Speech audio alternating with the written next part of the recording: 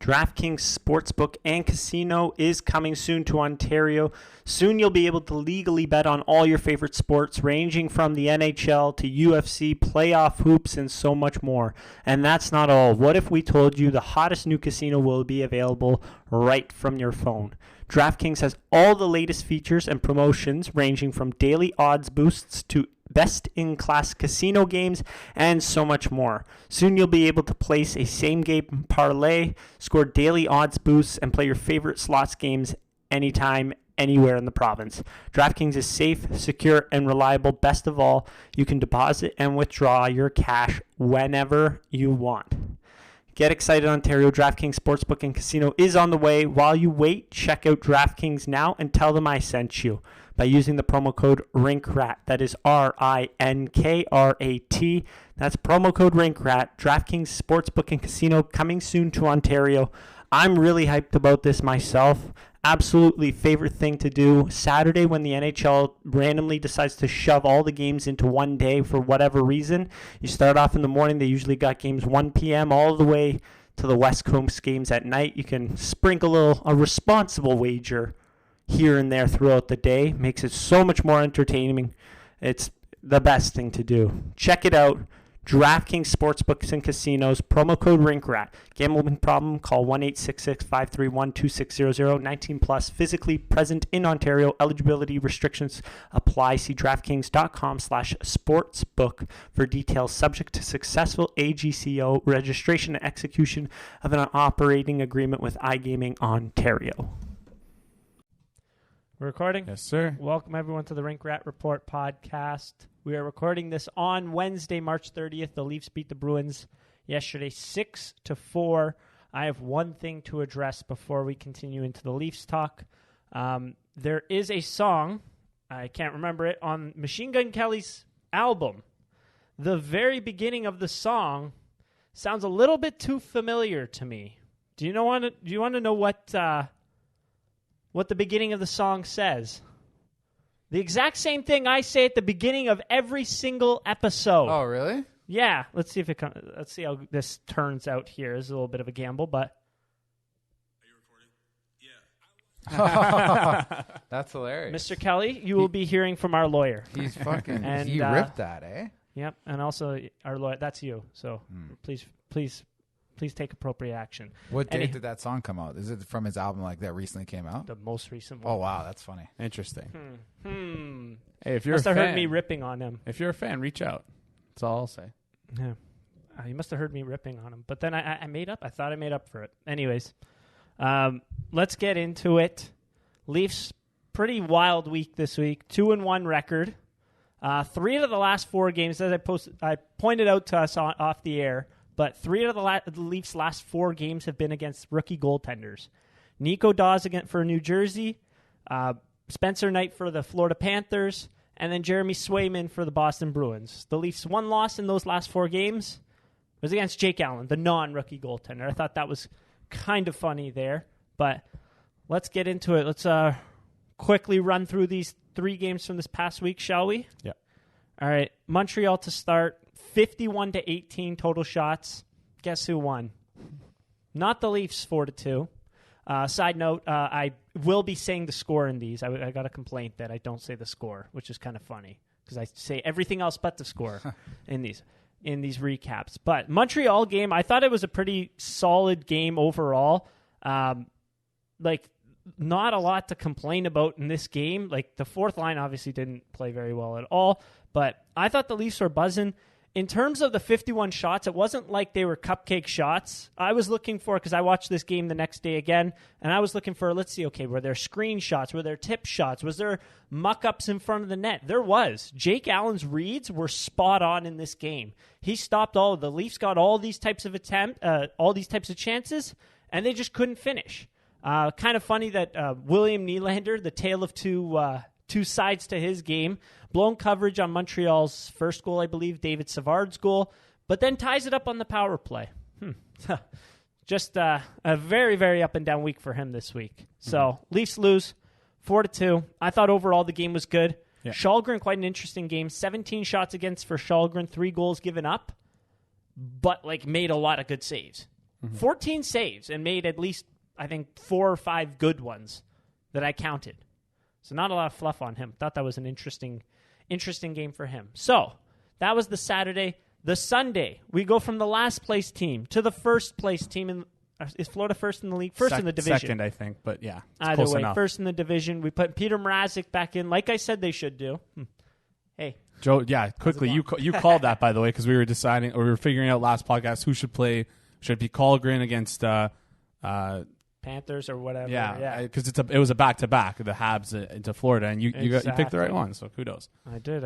Mrazek played well in this one. The Leafs went down 2-1 early. Again, another,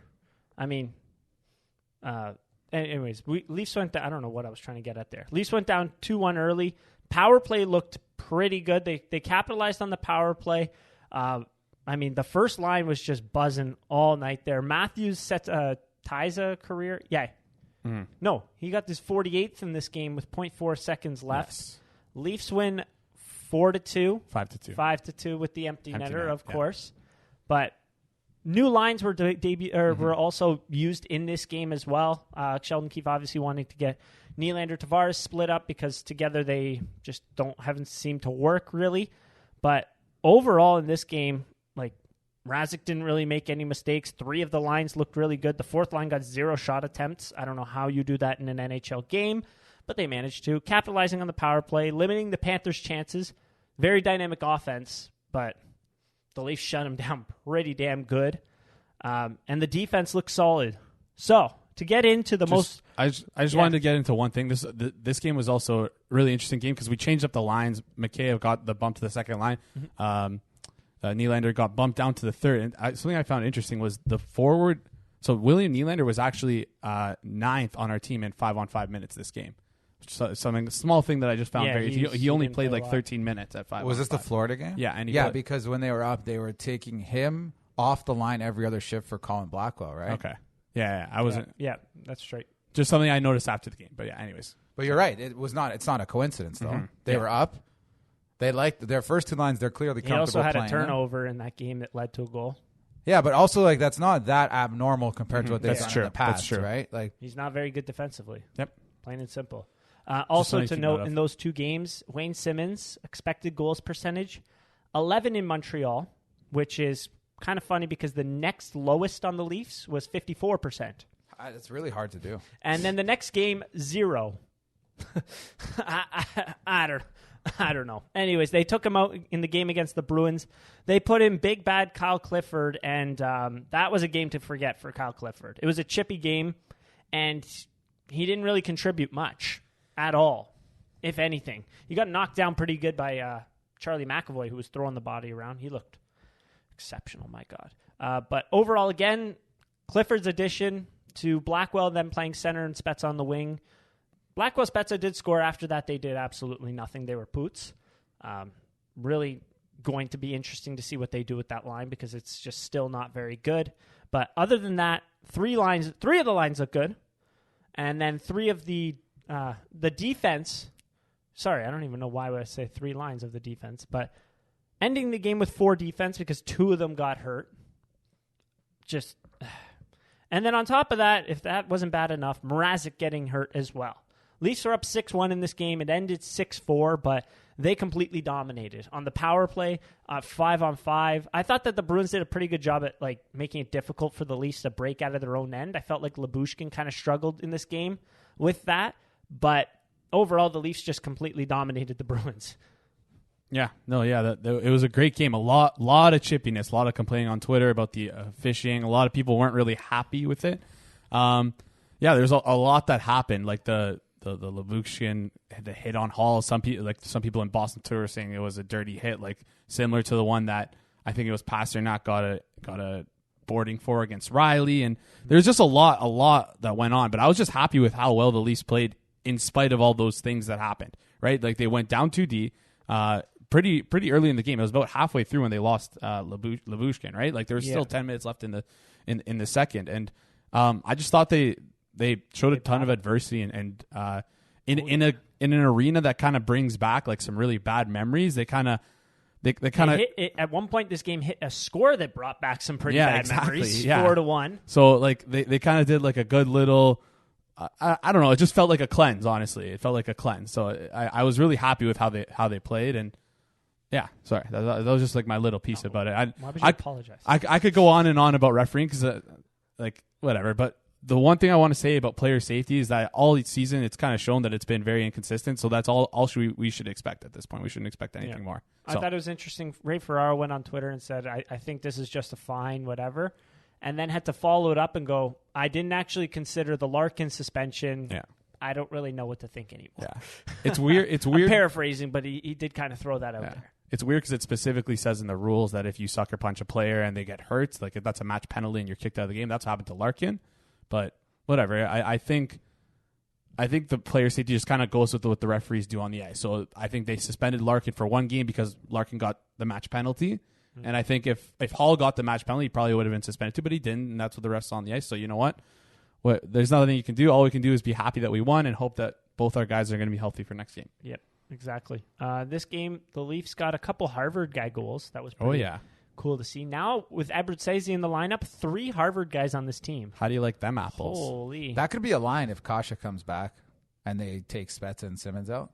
That could be the fourth line. Unfortunate to take Spezza out, but yeah, it's... I think Spezza is going to sit a couple of games down the stretch. I think I'd have him in a different role than he's in now in the playoffs for sure, but I think there's a chance you see an all Harvard line. Oh, I think so as well. Didn't they practiced that, didn't they? Is that what they practiced? No, sorry. I think it was Spezza and the other two. Yeah, it was. You're right. But in this game, I mean, Sheldon played all right. I mean, one of the goals at the end there, the third one was a little bit of a tough one, whatever. But like the Leafs just they ran over the Bruins, and it was 6-1 at one point in this game. Like, just gotta love Gotta love all of it. William Nylander had a pretty good game in there as well. A couple, he had the assist, and then on top of that, a couple great chances as well. You could just see he was more engaged in this game too. And I hate kind of bringing that up, but it's just you could tell that he just the confidence was back, kind of thing. Sorry. I mean, on the assist, drives by, he just completely dusted Brandon Carlo, who got turned inside out, and then Riley finished that one off. But yeah, awesome game by the Leafs there. Unfortunate about the 3 injuries that occurred. It'll be interesting to see how long each of those guys are out. When we're recording this right now, we have no idea. My closing thoughts from the summary of these games, which has dragged on a little bit now. The Leafs against the Panthers, Matthews got a clear-cut breakaway and did a drop pass. And then the Leafs got a 2-on-0, Marner and Bunting, and they just missed the pass and sent it into the corner. So they still won and still put up points.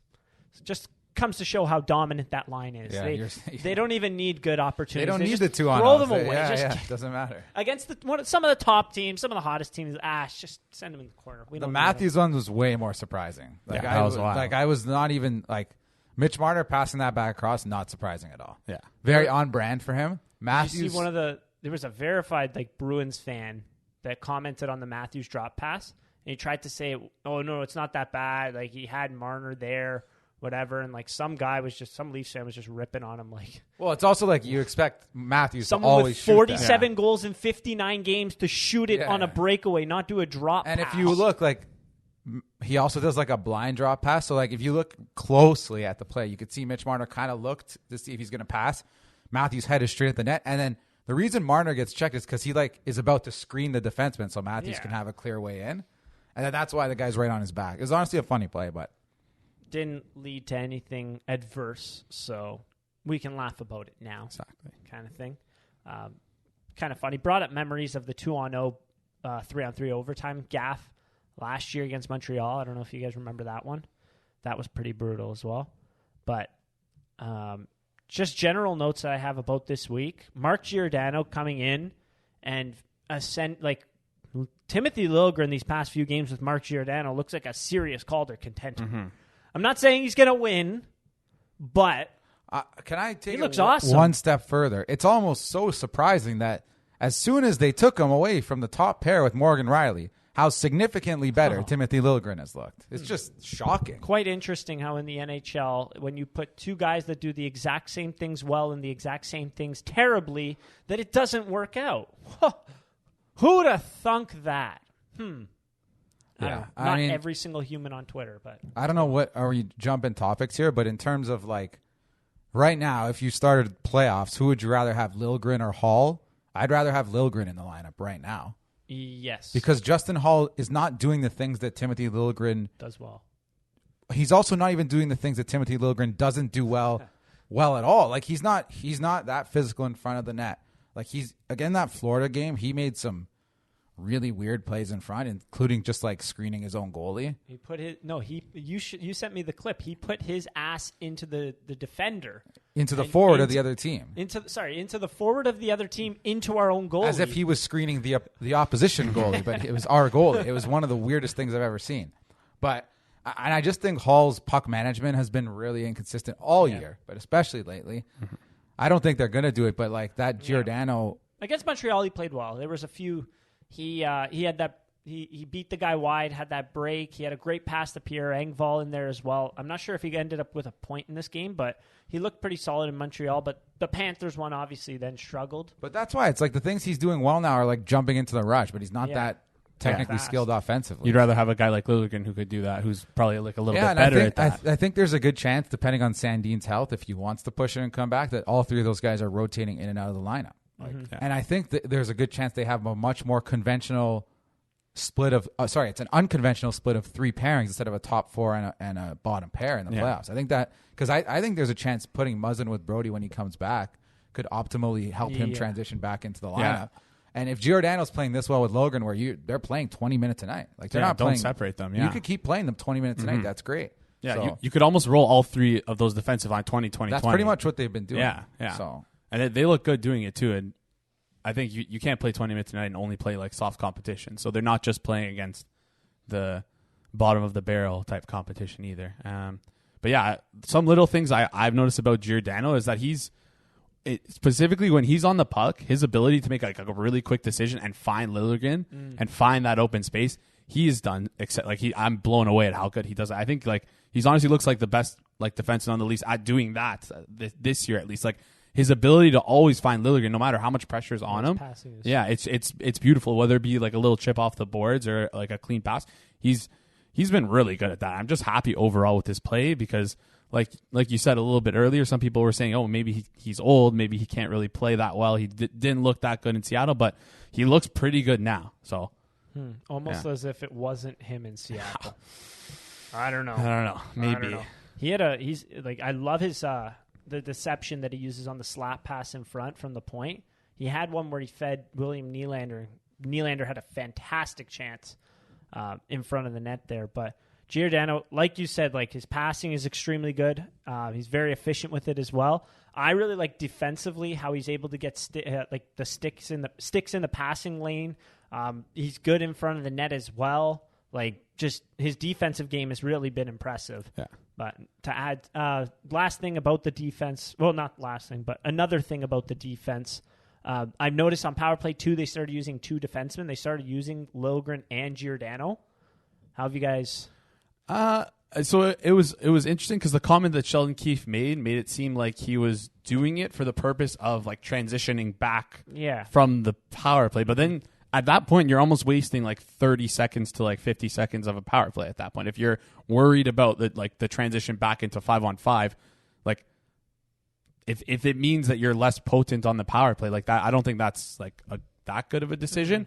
But at the same time, like if that means that the first PP gets like literally a minute 45 and then they're only out there for 20 seconds. I don't know. I don't really know what to think of it. I don't know. I think it's all right. I'm lukewarm because it's Timothy Liljegren. He's got a very good one-timer and he can also pass the puck pretty well. He's not inept off it. Like we're not adding like TJ Brody to the power play as well. I think Liljegren's addition is good, so it'll be interesting. They don't get much time, so might as well. You know, it's going to help prevent too many men penalties, then I'm all for it. Yeah. Jesus Cristo. I don't want any more of those. Yeah. But In terms of Leafs D, let's just continue going with Leafs. Let's keep going. Yeah. Let's keep going with this. So Hole and Lyubushkin, I don't know how long they're going to be out. Both of them were head injuries too. Yeah. Or as they call it in hockey, upper body. Ridiculous, but whatever. So I don't. Who's going to draw in the future? Because the Leafs have a game Thursday, right? When we're recording this is Wednesday right now. We still have no idea what's going to happen. I haven't seen any practice lines either. I don't even know if I think they have the day off today. Okay, so that's we're not going to get any info, yeah. So more ambiguity right up until game time. I know Dahlstrom is up with the team, so that's one of them already right there. In terms of another guy, I don't know. I think there's a chance they play, though. There is a chance that they play, but if they're not available, I feel like Lyubushkin's more likely than Hole. So I'm not. I didn't. They're both right side guys. Why isn't Hall likely though? I think Hall's likely. Bleeding. Yeah, I think it was just a shot off the dome. Yeah, but then I don't know. I think they both are going to play. Yeah. Okay. But you're right. They called up Dahlstrom, and then they might call up another emergency call-up defenseman. Yeah. They might. The issue is the Leafs, the Marlies, are out west, and this game is. Where's this next game? It's at home. That's not an issue. Oh, yeah, they'll get. If that was a real issue, then if the guys were out, someone would already be coming in. The main issue is I don't know how emergency loans affect this, but you're only allowed a certain emergency loans don't affect. Oh, they don't affect it. Okay, that would make sense then. Then if those guys would have to be on reserve. But who would be no news is good news? Yeah, but who would be your primary? Like if they had to call one guy up for a game from the Marlies on D for emergency call up, like who do you want to see right now? It's unfortunate. I think he's a lefty. It would be Christian Rubens, I would think, is the next guy up. But I don't. Is Dahlstrom a righty? I think he's a lefty too. But they can fiddle with it, right? Yeah, they'll. Yeah, that's true. So I think the next guy up should be Christian Rubens. Maybe they give Duzak a look, but he's so bad. Like his decision making is wild. He's not the best defensively. Yeah. But what about Mac Hollowell? That's what I was about to ask. Mac Hollowell, they really like him as well.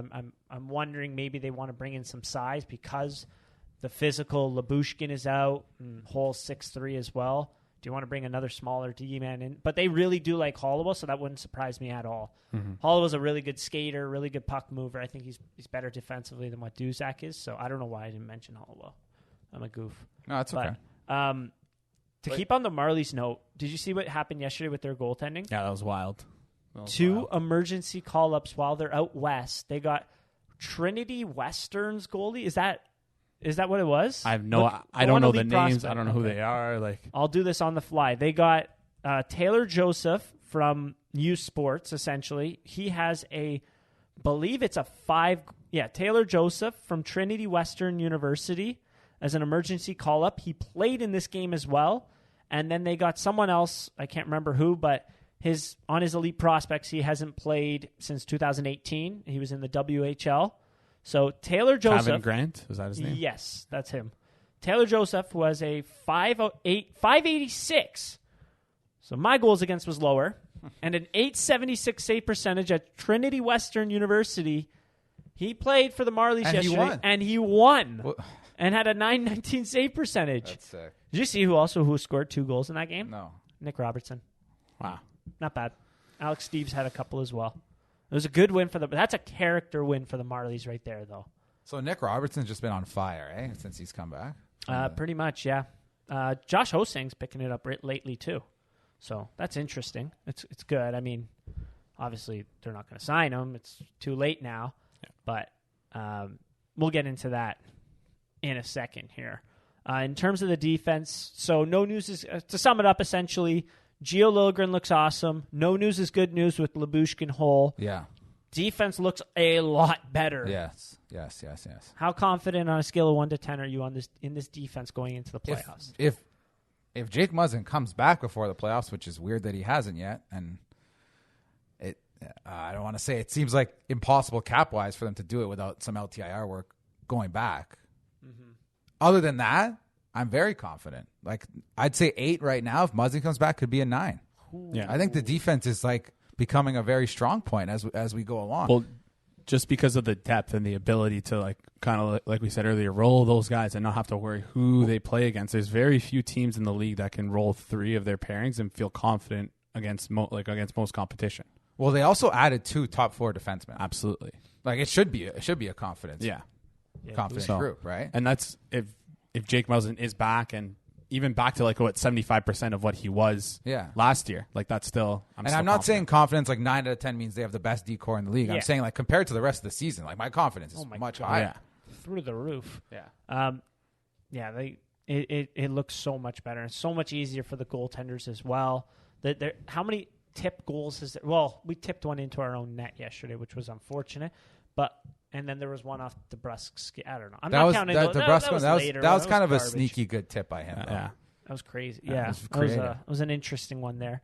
But in terms of just overall, before the garbage happened in that Boston game, like just the goals that are being given up, it's like there's not many of them recently to start. The Florida game was a solid performance. Absolutely. Florida Montreal, whether you like it or not. New Jersey was solid. New Jersey was Montreal fantastic. was pretty good.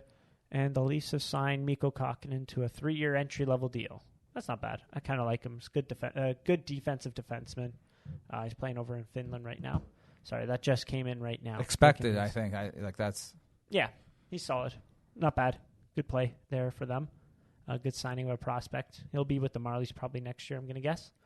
Or maybe even this year, just to end off the year. Anyways, sorry to get off pace there and completely forget where I was at. Talking about the D.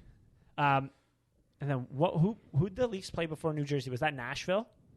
Yeah. So I think Nashville was kind of the last yucky game because they didn't have Giordano then. Exactly. So then when you look at it, New Jersey, Montreal, Florida, Boston have all been solid defensive performances, right? Yeah, and the one thing I've been kind of talking about all year since like kind of focus on since the beginning of January is since Giordano's come in, like our shot maps are starting to look like they were at the beginning of the year, where we're starting to give up a lot less in front of the net and a lot less in that dangerous home plate area slot in front of the net. Those types of chances, we're giving up a lot less of that, and that's just good to see. Giordano definitely coming in is helping out with that. Lyubushkin coming in and helping out with that. Like you said, 2 top 4 defensemen that we brought in, and I think Joe, we were right. There was a little bit of goaltending and there was a little bit of defensemen being subpar. And now that now that the defensemen have been elevated a bit, the goalies are starting to be elevated a bit too. So exactly. everything's working in Unfortunately, tandem. one of them went down. And That's unfortunate. We don't really have any more goalies. Just like physical, we don't have any physical more goaltenders. Yeah, I think maybe Jack Campbell might be miraculously ready for the next game. If I he had practiced. to I don't think he's going to be activated yet. So it's Michael Clutchinson and Eric Shalgren for the Leafs. That's why they had to get those emergency goaltenders kind of thing. Yeah. Because they pulled Clutchinson from the game. Hutchinson, but I call him Clutchinson. And still a little bit of confidence in him. They had to pull Hutchinson from the game because they're like, we can't afford to lose any more. You guys, we don't have anyone laying around, so to speak, anymore. Because the goalies for the Ian Scott hurt? Ian Scott's like he's in the ECHL. hurt. Sorry, I don't even know. He's always Joseph Wall got hurt. Joseph Wall is hurt. Carter Hutton is technically not even like on the team. Carter Hutton, I think, is still hurt too. Yeah, and then but he's in Tucson. So then the Marlies goalies are Michael Hutchison and Keith Petruzzelli, who isn't even signed to he's an AHL on an NHL contract. So Correct. we literally would not even be able to bring him up. Correct. So yeah, we're in a pretty odd situation. So. I think Jack Hamill's going to start. If not Winnipeg, he'll start against Philly on Saturday. I think that makes sense. Yeah. Philly makes sense. I think Winnipeg is going to be Shalgren Hutchinson for sure. I'd put money on that kind of thing. Mm-hmm. I'm so confident. Anyways, since Giordano has joined the Toronto Maple Leafs, expected goals 76.69. That's good. Not bad. That's Timothy really Liljegren, a little bit of bad luck. His last 4 games, which have been with Giordano, his expected goals for 3.66. Expected goals against 1.01. Actual goals for 0. Actual goals against 2. That's all right. That's just he's played well. He's played very well. See that. Mm-hmm. High danger Corsi for is 18. High danger Corsi against is 2. Which I mean, you could just see like that Riley experiment was just so stupid. No offense, like that was just so stupid. Like just throwing him to the wolves, and then, but you know what? He's come out of it strong. He ended up having to be scratched because of it, but yeah, he's come back strong, which is good. I really I'm sticking with the theory that they did it just to showcase him. Yeah, maybe. Probably. That's what I'm. Why else did Nick Robertson come up and go down? Yeah. Yeah. We have no idea. But anywho, let's get into the I guess the goalies we just touched on. Yeah, we kind of touched on them. You want to expand on it a bit? Like, I don't know if there's really much more to. Yeah, I mean, so I talked about Mrazek with New Jersey, obviously. Yeah. The Montreal game, I talked about a little bit about Sheldon. I thought he was decent. Like, the Cole Caulfield goal, he's just a shot. Caulfield does have a good shot, and he's been scoring a ton lately. So beat him short side on the power play, pretty wide open shot. It's like you'd like him to make that save kind of thing. The other two, it was there was one. It was the first goal. I was reviewing it. So he's tracking the player down the side. He's following him. He's shuffling across, right? And then he goes into the reverse VH, which is he goes against the post, essentially. He goes down. But as he's going down, the pass comes across, so it kind of delays him by a very small split second. And the timing's just pretty unfortunate. I mean, maybe he should have made the better read and saw the pass coming beforehand or expected more so of the pass as opposed to thinking that the player was going to go around the net, so he shouldn't have been in his reverse VH, but that kind of delayed him just ever so slightly. And then coming across, obviously, then Savard finishes it. So I think he could have made a very good save if he had not gone into his reverse VH. That's just my opinion, though. Then I'm missing a goal in there because there was the Caulfield. What was the other goal? Savard. Caulfield, Savard, and I can't remember. Anyways, he made some good... Like, the first shot of the game, the Leafs were up 11-0 in shots, and the first shot of the game is a point-blank shot from the slot. Like, makes a good save there. Second save was pretty good as well. He made a fantastic save. It was Jake Evans fed, I believe, Paul Byron. Oh, it was Paul Byron. That was the game-winning goal. Yes. Off the Matthews trip. Great refereeing this week. Yes. Forgot about that one for a second. Jake Evans made a fantastic sauce pass to, I think it was Paul Byron on the penalty kill. He came across and made a huge save there. He made some very big saves, but he didn't have to make many.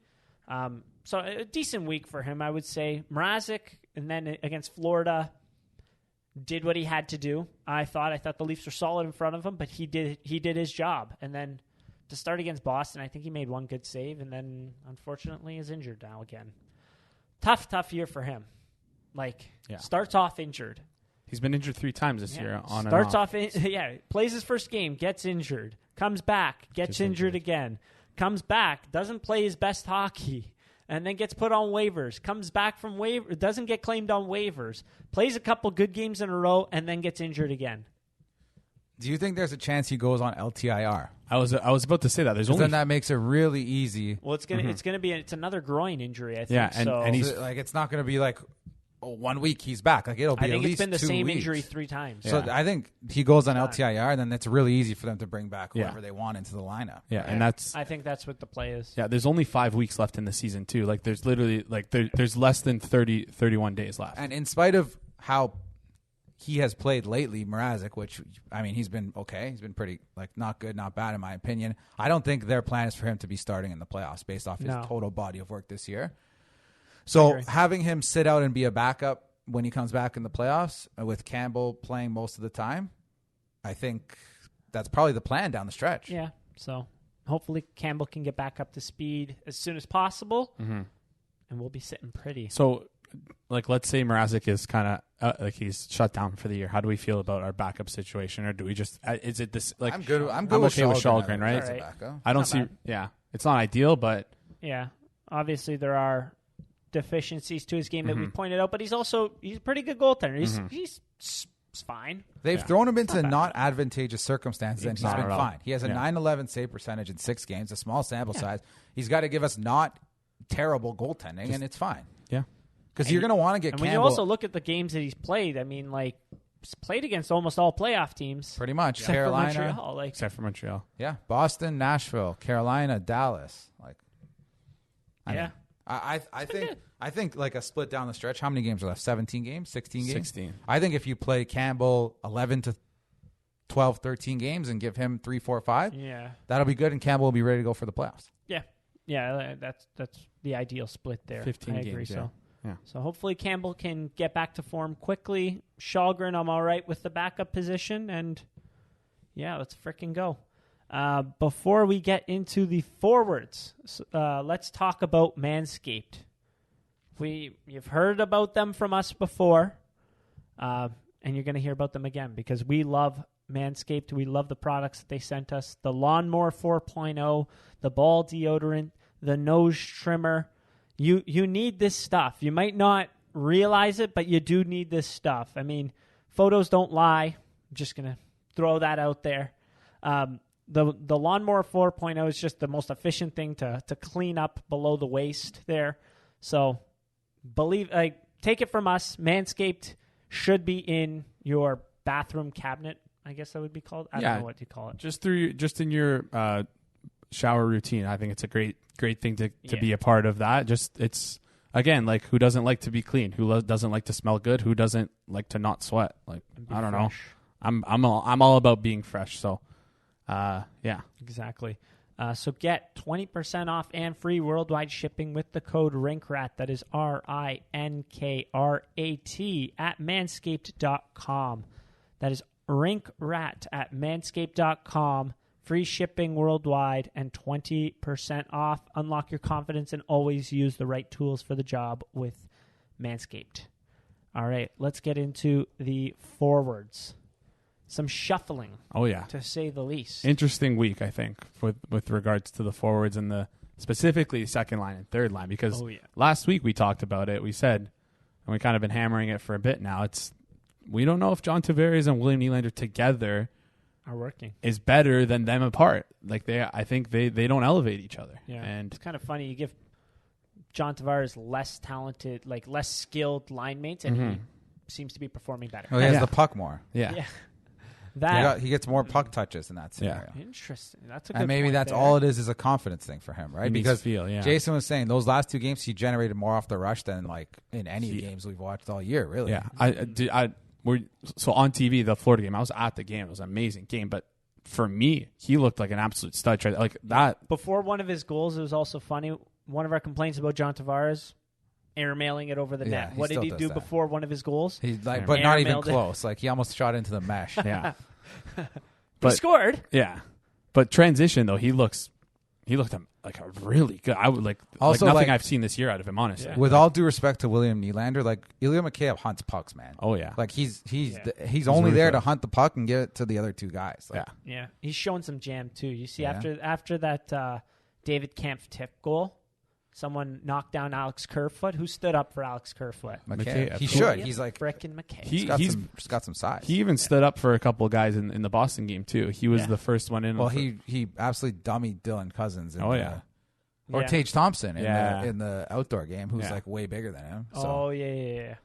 He was going nuts in that game as well. I like that line, to be honest. I think you could also like probably cycle out Kerfoot for like a Kosh if you want to have Kerfoot playing center. But I like that line a lot. I think they were much better in transition as a group. Like I think William Nylander individually is probably one of the best transition players in the league, but for whatever reason, they just seem to be able to get the puck out better.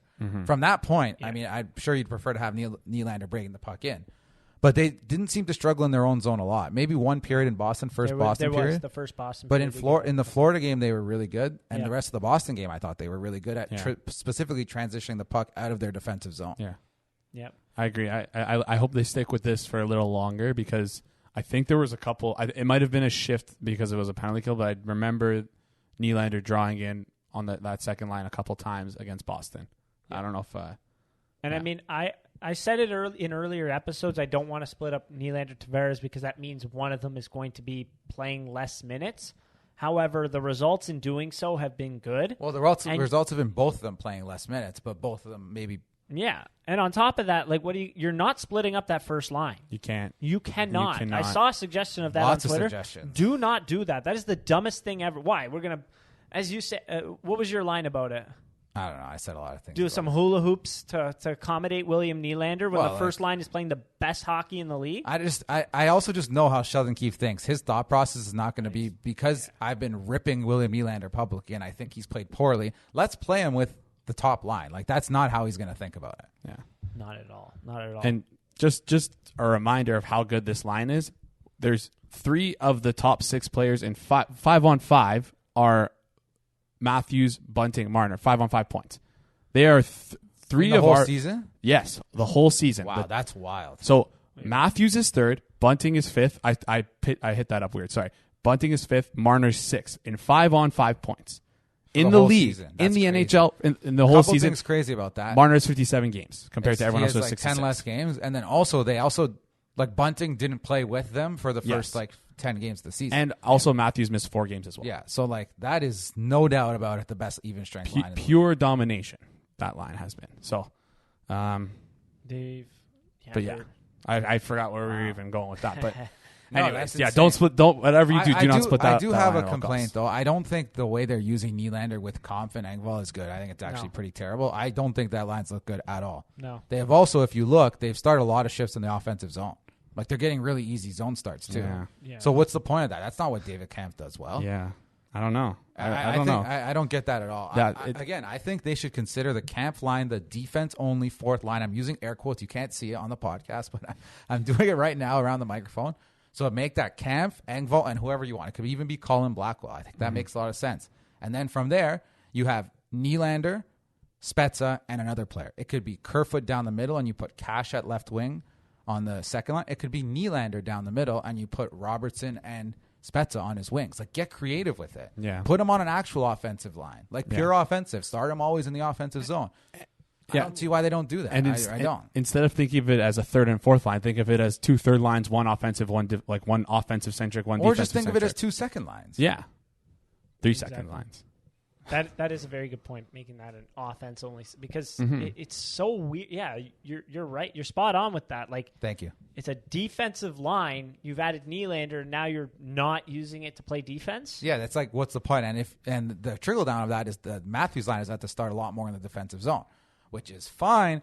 But like we talked about last playoffs, we got to be better at shuffling around Matthews, where he doesn't have to play against Philip Denor. He doesn't in the playoffs have to play against Bergeron or have to play against Alex Barkov. Like, it's beneficial to have that defensive line to take those tough minutes, to take those first line matchups, and let Matthews' line roll more free, like with the zone starts. One thing that was interesting about the Boston game, I found that they, like Bruce Cassidy, towards this, like in the first half of the game, they were trying to get Bergeron line away from the Matthews line. They weren't matching Bergeron, and then as the game went on, he started matching Matthews against them more. It's just because of how dominant it was, like that.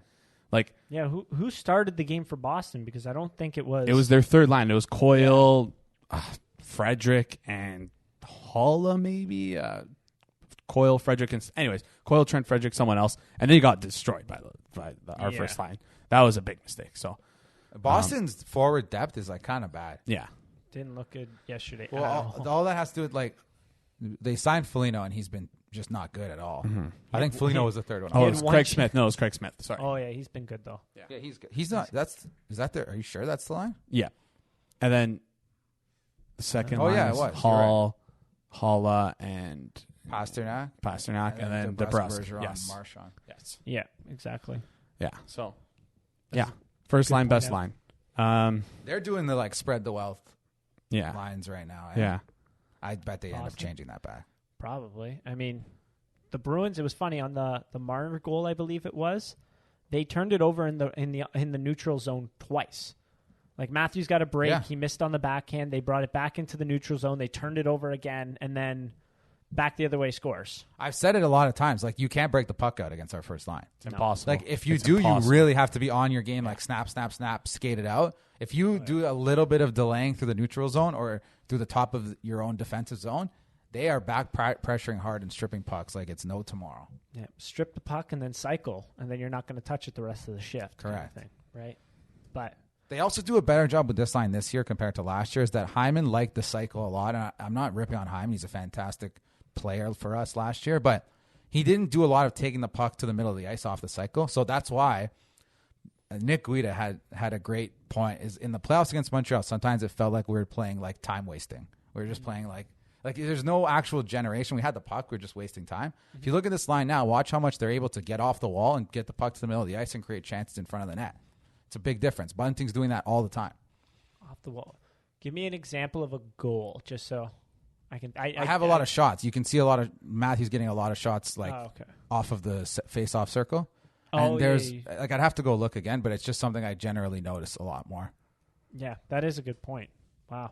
I didn't realize that with Hyman, but I've noticed it very, very extensively with the first line. Yeah. In terms of this year with that, but that's an excellent point. Not ripping on Hyman though, because he's still playing Still well. a good Edmonton, player. still a good player. Of course. In terms of the Leafs' fourth line, and this has been a huge issue. We touched on it a little bit earlier, but what do you think is the ideal fourth line for the Leafs? Kampf, Engvall, and Blackwell. Yes. But I think, again, if you're going to keep running a fourth line out there like 6 minutes, 9 minutes, 7 minutes, which they did against Florida, Montreal, New Jersey, literally what's the point? Like, if you don't trust them to play, you might as well just gas it and play, 11 forwards and double shift guys. Because if they're completely ineffective and you don't even have confidence in playing them, what's the point of having the line at all? Exactly. That's a good point.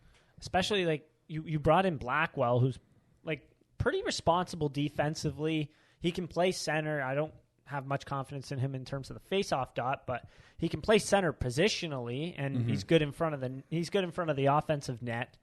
But yeah, like, I don't know, putting him with then Spezza and Simmons, two defensive guys, or Clifford. Like, I don't understand Simmons going out for Clifford. Is like, I don't know. We talked about the Simmons and Clifford thing. Like, at this point, like, we've kind of been harping on this quite a bit, but like, they're just both ineffective. Like, that's the bottom line. Simmons has one fight in his last 30 games. It was against Brendan Smith on Carolina in February. Think about how many other times where we've seen like a dirty hit where we're like, guys, like, let's get a fight going here because we don't like what the other team did to us. How many times did that happen last night alone? Clifford was in. What did we bring him in for? I thought we brought him in for an extra bite. He wasn't able to hit anyone. He wasn't finishing a check. Like, he got bodied all the time, and he didn't fight at all. Like, why is he playing if he's not going to fight? You brought up a great point. Why not, instead of Clifford and Simmons, bring in another big guy who you have on your roster who's not ready yet because he's playing in college, but when he's ready, he's 6'3", he's massive, he's a physical specimen, and why not bring him in to be an extra little bite? He'll skate harder than both those guys. Matthew Nyes. Oh. He'll skate harder than both those guys. He'll have a little bit more bite than both those guys. It seems like and for sure will have not for sure, but one would guess that he's probably going to have a little bit more offensive output than those two guys. Well, if like you said, if the idea is to have a physical presence on your fourth line, I anticipate them just making that be Matthew Nyes. Yeah. Because Simmons, I think Simmons is better than Clifford, but he still hasn't done anything. Clifford is simply not even close to an NHL player anymore. No offense. He's had a really nice career. I don't mean to be harsh on the guy. Stanley Cups. He's not even producing in the AHL. No. And he's playing with some good players too. So it just, I think he'll do a good role, good in like the new Rich Clune role in the AHL, like we talked about, like really good mentor. But we're pushing for the playoffs here. I don't think Kyle Clifford should be touching the line. He also just doesn't fit with how we play at all. I don't think. Like, he's just, to be fair, he's an older player who was never a high skilled player. So it's normal to expect his skills to start to deteriorate, take a step back. Physicality. To go back to what you're saying about Matthew Nyes. Do you remember when we said Elliot Freeman thought that Abruzzese and Nyes were going to end up in the Leafs lineup? Yeah, he's right. And now I guess it still doesn't make sense because they gassed Nick Robertson for it. Yeah, that's in my opinion, it does make sense for Matthew Nyes because of the role he would play on the fourth line. Like, I love the physicality of Matthew Nyes. I love just like the way he plays along the boards as well, winning puck battles there. I think he's very, very good at that. Abruzzese will be an interesting addition. I'm very, very curious to see how this works. He is a smart player. He's small, but he is skilled as well. I really like, in terms of smarts, just his ability to know where the play is going before it actually happens is quite interesting. I wonder if they either brought him in to play fourth line so that they can then put in. Why are my notes all jumbled for this? Damn it. Oh, there we are. Nope, that's not it at all. Anyways, awesome. This is some great radio right here. So the fourth line would be Abruzzese, Colin Blackwell, and then Spezza, right? That's what they were practicing.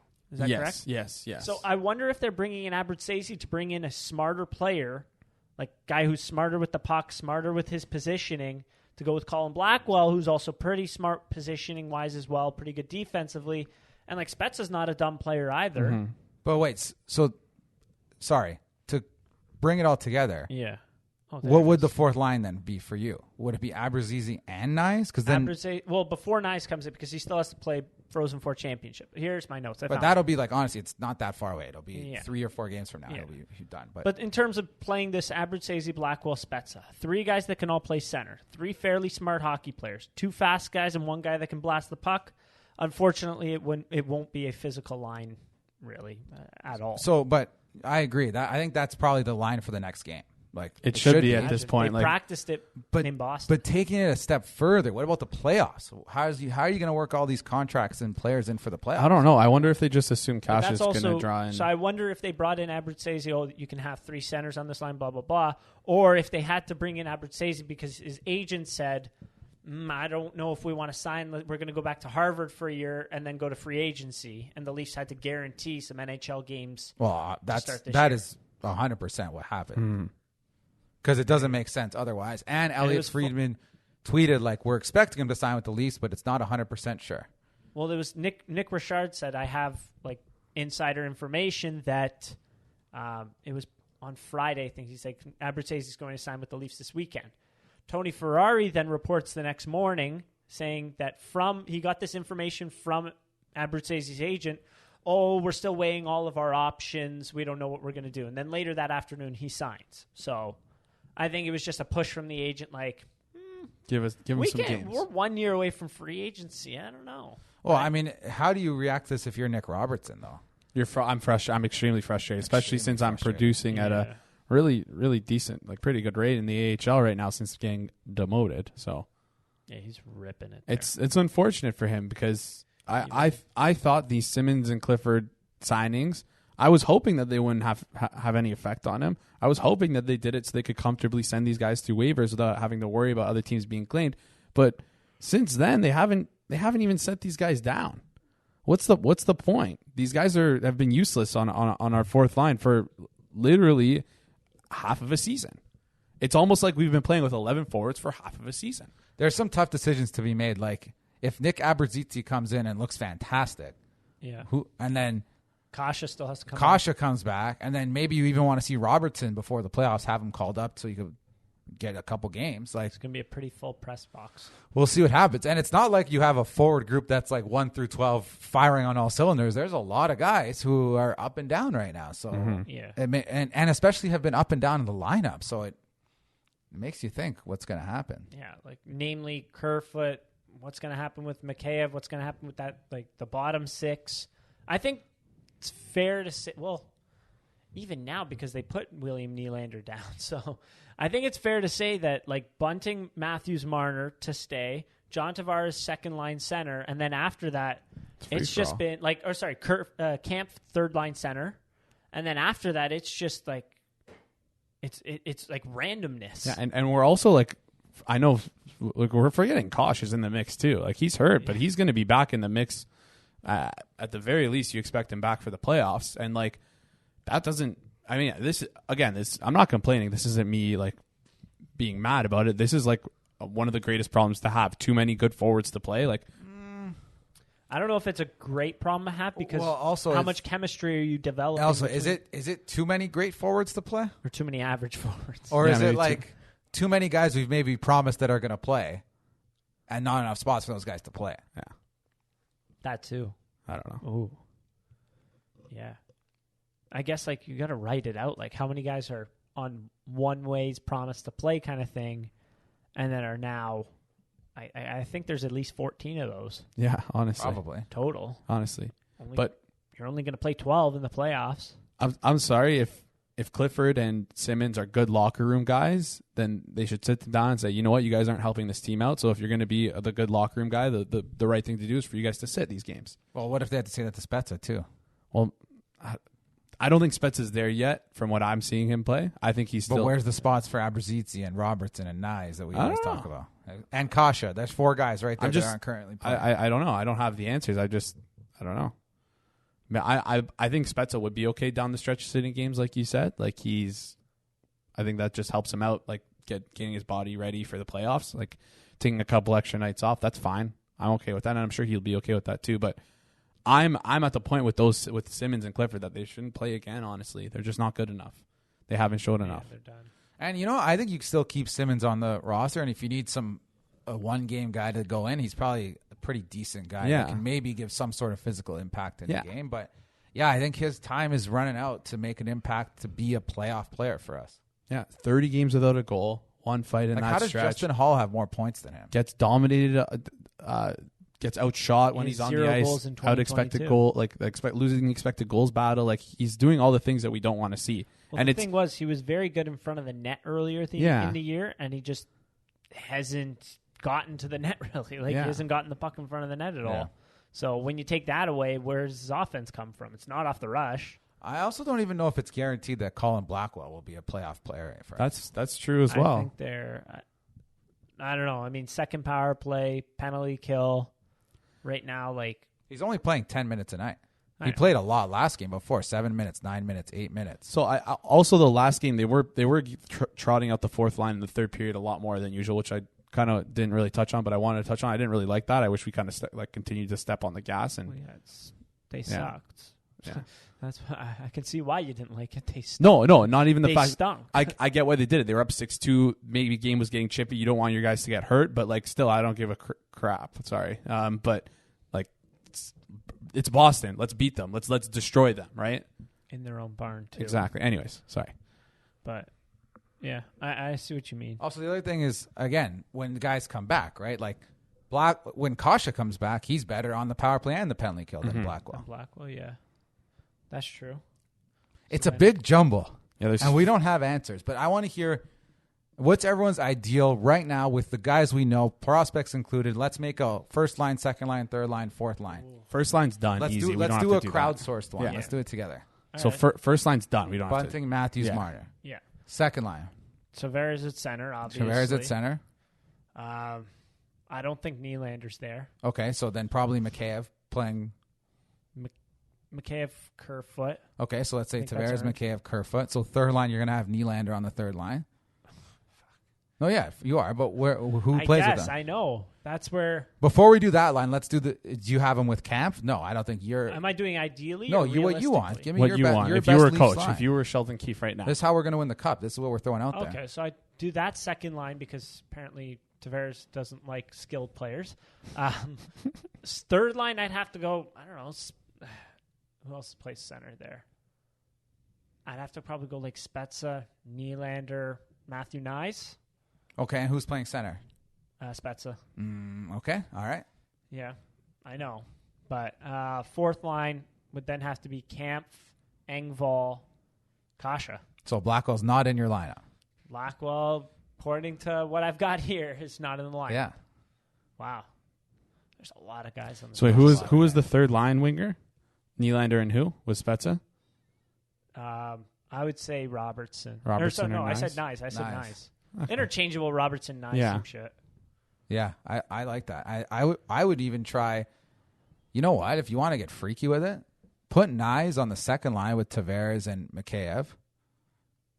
Put Kerfoot down the middle between Nylander and Spezza. Take a little bit of a load. No, because Nyes and Tavares, I think it's kind of similar what they do in terms of I guess, but I think Kerfoot's skill is that he did play well relatively playing with center Nylander? Last year with Nylander. So maybe I like that. That's a good idea. Yeah.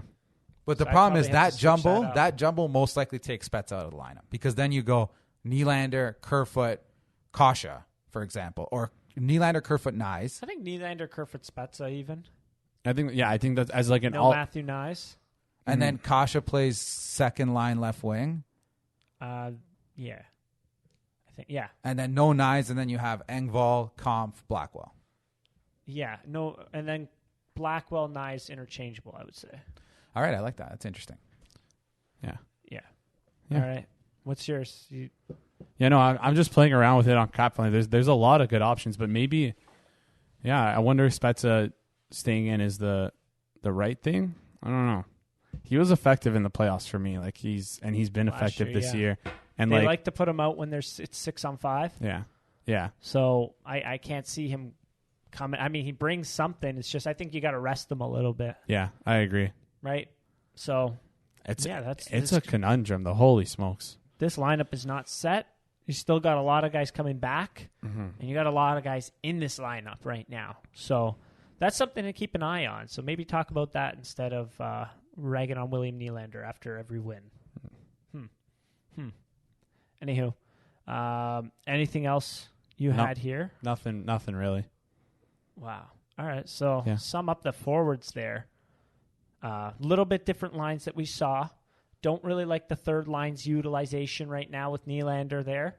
And there's a lot of guys that are out, and there's possibly a lot of guys coming in right now, and the forward mix is not set. What we got right now will not be what you see in playoffs. And the only constants that we have is that first line. Yeah. Pretty much. Yep. Right? So, that's all I got for this week. Anything you got? Nope. All right. Thanks, everyone, for listening. Please rate the show on iTunes and Spotify. Go, Leafs, go. The Rink Rat Report podcast is brought to you by BetStamp, the ultimate sports betting companion app. Track, follow, and analyze your bets across multiple sports books. And while you're there, check out the world's first verified buy and sell marketplace for sports betting picks. Download the app today. The Rink Rat Report podcast is also brought to you by Season 2 of The Law Garage. Host Marco Sciarra, a Toronto criminal defense lawyer, interviews various criminal lawyers about the practice of criminal defense, gets them to share their war stories, and helpful tips for up-and-coming lawyers interested in the area of law. Out now on all of your favorite podcasting platforms. Step into the garage, listen to the experts, and get a tune-up.